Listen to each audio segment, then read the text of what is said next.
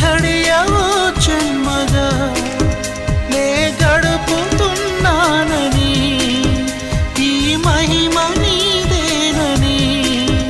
నీకైనా తెలుసాని నీకు చెప్పాలని ఒకే ఒక మాట మదిలోన దాగుంది మౌనంగా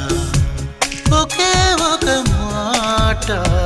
పెదవో పలేనంత తీయంగా నా పేరు